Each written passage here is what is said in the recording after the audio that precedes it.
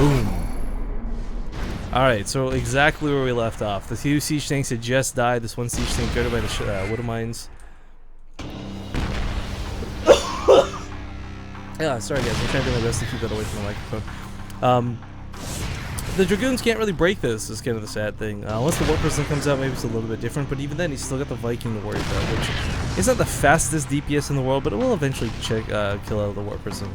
So, I mean, RSVP's not panicking, he's making the right moves. I think he knows too, like, this base is not in immediate danger.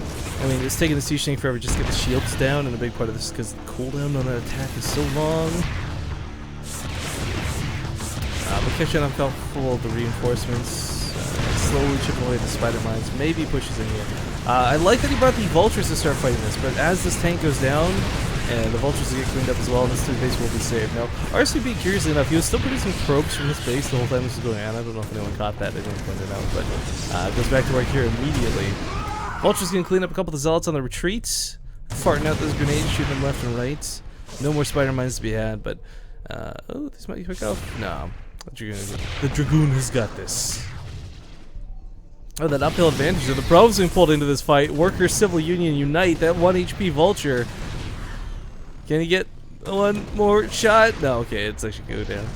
More vultures on the right side of the field, putting out spider mines, but of course in range of the observer, so the Dragoons can just clean this up. What classically ends up happening in the TVP matchup, and this was even the case in Brood War. I didn't even watch a lot of Brood War, and I knew this was the case in Brood War.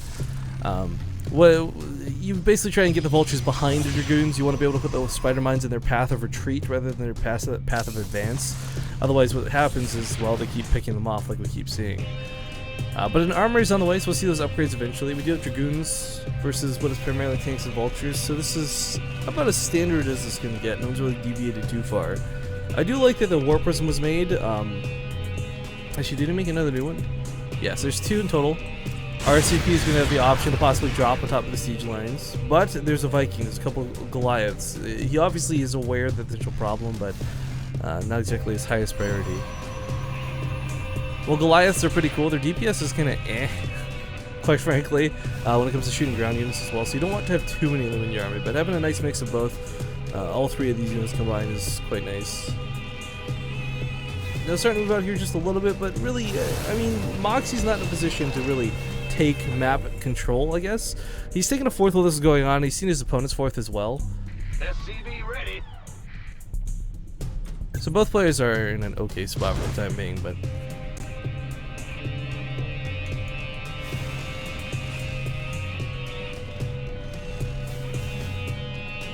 it's not like RSVP can push.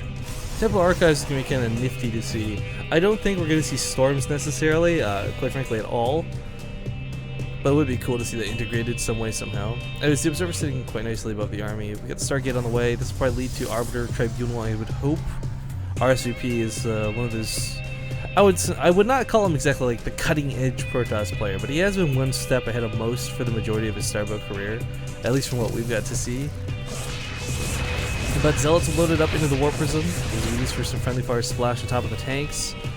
There's a lot of vultures out though, a lot of freaking vultures. They're just going to dive past this army, quite frankly.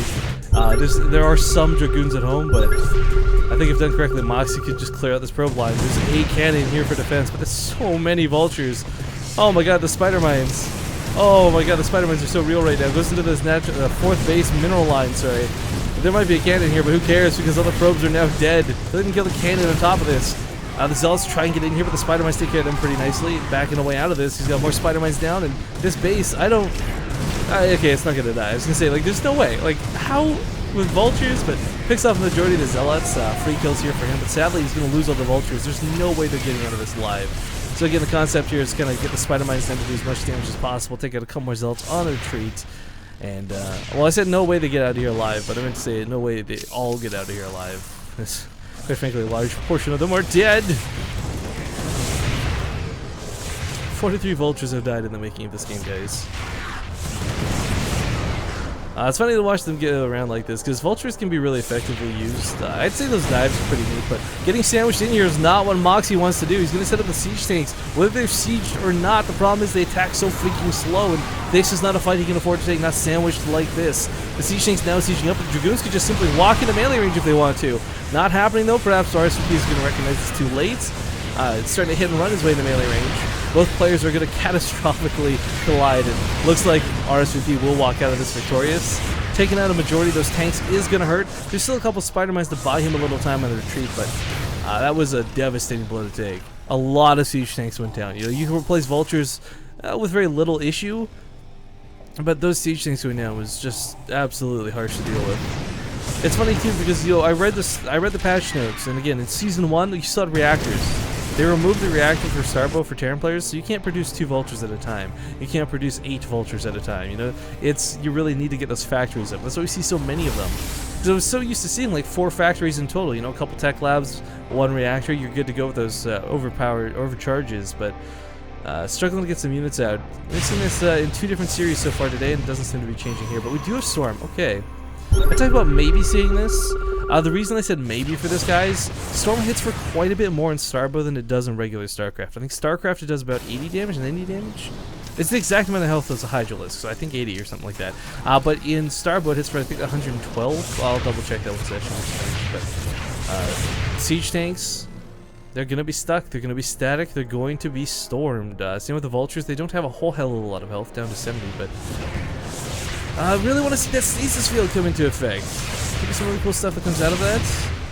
But, ooh, the Spider-Mine's getting a pretty nice connect there. Yeah, they're going to dive top the booms. These vultures will get some nice damage down here at the bottom right. This is the sort of move Moxie needed after that loss in the middle of the map. He clears out a good chunk of these Dragoons. Still, though, pushing towards the middle portion of the map. He's left his natural base entrance unguarded, so focused here around the 3rd, forgetting entirely that, his opponent could just push into the natural. So, some production going to try and hold on top of the ramp. The siege tanks need to hustle their bustle, though.